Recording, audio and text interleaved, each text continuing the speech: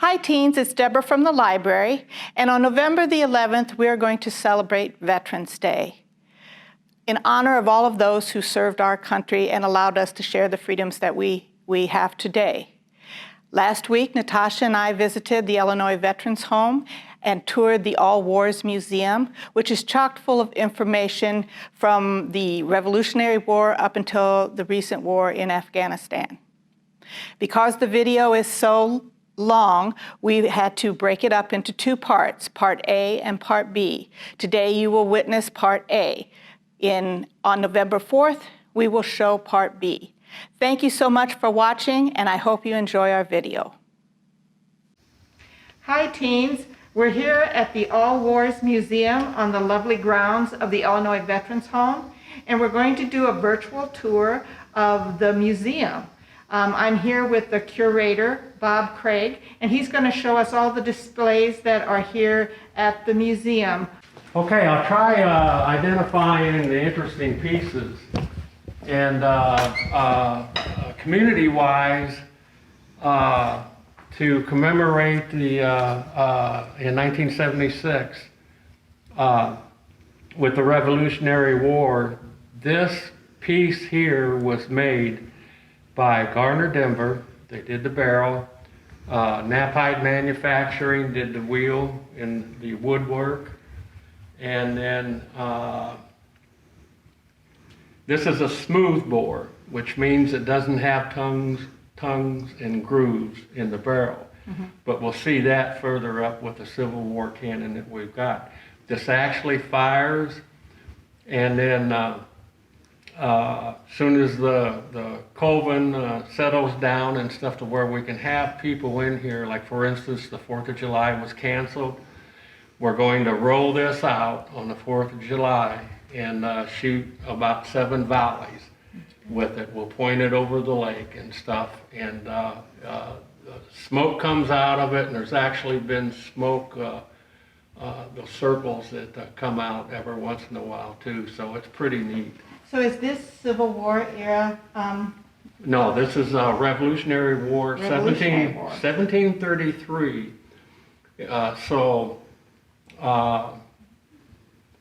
That's when this cannon started being manufactured by the British. And then, so it saw action in the French and Indian War. Okay. And then basically at the point to where we was breaking away from Britain, it became the natural thing to go ahead and use the British model of cannons and stuff during the Revolutionary War.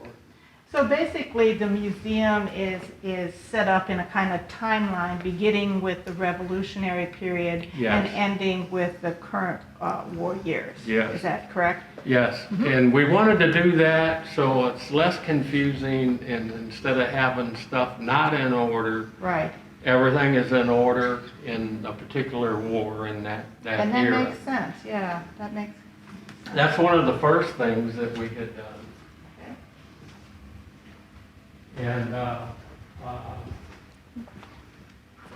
also we have a 1797 naval mortar and stuff. This actually will be on a platform that we'll build, you know, that will have wood under it like this. But 4 handles, so it can be carried by 4 guys to get it into position. Yeah. And then with these steps here, we're doing the best we can with cleaning. That's okay. But the wood would be on these points here. Right, I see where. And then you have a wedge with a handle so you can get it dialed in even further at that point. Right, right.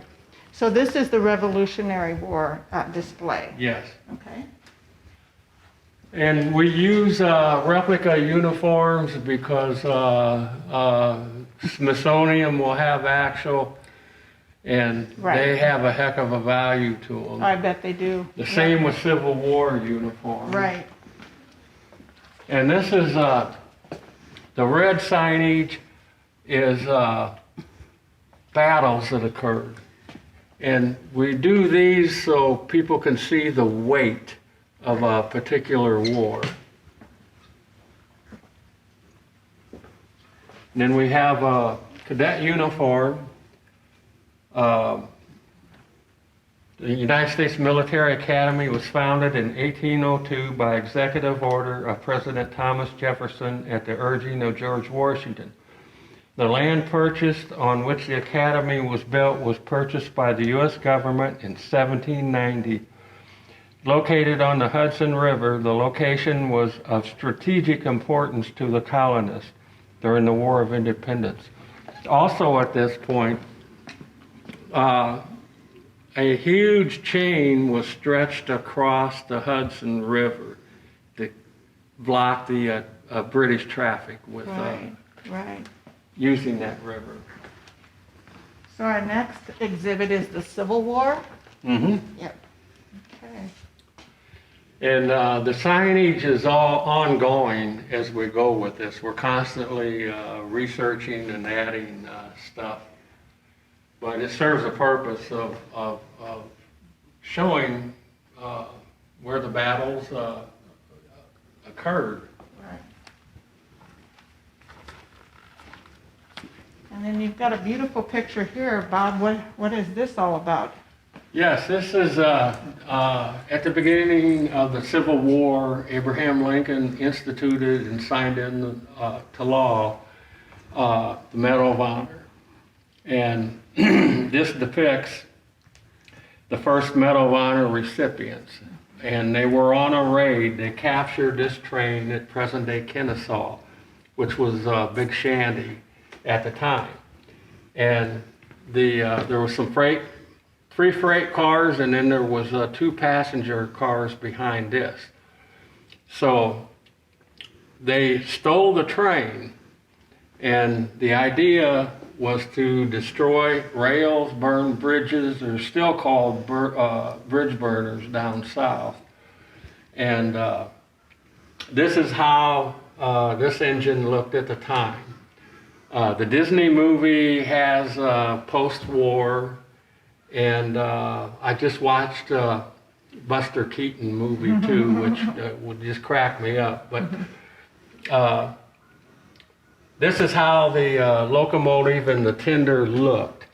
And this has 3 domes. What they used after the war, they replaced the boiler. There was 2 domes on the post-war.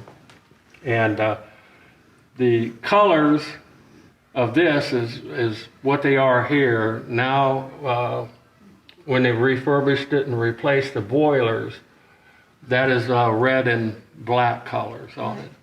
Very good. It was still number 3. But what happened is that when they swiped this,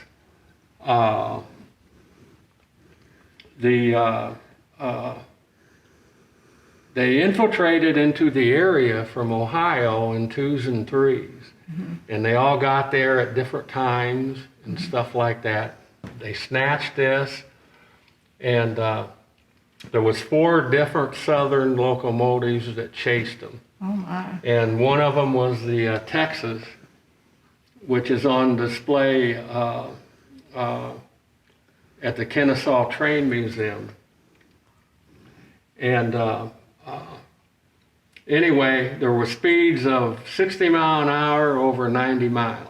Oh my. And then it started raining. Right. And the fuel, being wood, got wet. Mm-hmm. So they were 7 miles away from their destination, and the steam ran out. And it was every man for himself. I bet. Mm-hmm. Yeah. And this fellow here, Martin Jones Hawkins, lived in Quincy, and obviously was a bugler. And after the war, he came back to Quincy and lived with his sister. And he's buried here in Quincy, is that correct? Yes, at Woodland Cemetery. It's the most visited site at that cemetery. Wow. And then the guys that got captured originally, because some of them enlisted in the Confederate Army to try to make their way back. Right. And then because of that, wearing a uniform, as the South looked at it, was a hanging offense. Right. So there was 7 of them that got hanged. Oh my goodness. And for instance, James Andrews, the spy, when they hanged him, it's on 7th Street in Atlanta, which was a dirt street. And the rope was kind of elastic. So they just brought him up enough just to where his toes were touching. Oh my. And trying to get air and stuff, Oh, he dug my. a hole and Oh he my. hanged himself. Oh dear. Oh my goodness. But anyway, this is the latest mural that I've done in a Medal of Honor series. There are 3 more of them to do, and I'm researching those right now. Okay. Very good. And then this is 12-pound rifle James gun, bronze, manufacturer Cyrus Alger Company, Boston, Massachusetts, 1861. There were 387 of these 12-pound guns made by Cyrus Alger during the Civil War. This is number 1 out of the 387 that was made. Right here, it has number 1. And we just recently got number 2. Wow. And we're going to build a naval carriage for that. This dolly is just so when it got unloaded, we could get this thing in. I think Right. it's 900 pounds or something. My God. So it would make it really difficult if traveling with these guns, getting them from battlefield to battlefield. Yeah, they had limbers and everything else with the ammunition to travel. It would depend on the terrain. You know, if it was muddy, Yeah. it'd be hard to get around. Yep. The first one that I painted in the series, and I've seen with research, and there's always an irony with them. In this, George Washington Lucas was a farmer. He got mustered into the 3rd Missouri Union Cavalry at Palmyra, Missouri. That house was still standing when I started on it. It's been raised in a new, nice home, put in its place. The first skirmish was at Rolla, Missouri. And then Lucas was a big farm boy, and he wanted to capture this Confederate general who happened to be a medical officer. And he's got a double-barrel shotgun, and as Lucas was riding up behind him, he turned around and he tried firing both barrels, and it misfired. Oh my. And Lucas caught up to him, and being a big, strong boy, he whacked him in the head. He wanted to just stun him so he could capture him, but it killed him. Oh my. And then Lucas, after the war, became a doctor. And Lucas killed a doctor, the Confederate general. And there's the irony in it. And then also, Lucas's father was a doctor, a physician. So it kind of weaves a storyline with it.